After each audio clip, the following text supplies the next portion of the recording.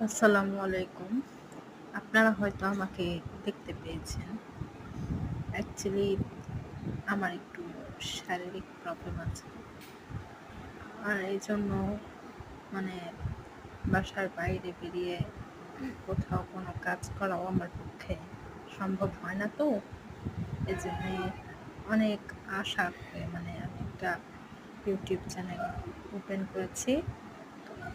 তো যদি আপনাদের ভালো লাগে তাহলে একটু সাপোর্ট করবেন। আর আমি কী ধরনের ভিডিও আপলোড করব সেটা আপনারাই আমাকে সাজেস্ট করবেন। আচ্ছা, তো সবাই ভালো থাকবেন। আসসালামু আলাইকুম। আমার জন্য একটু দোয়া করবেন।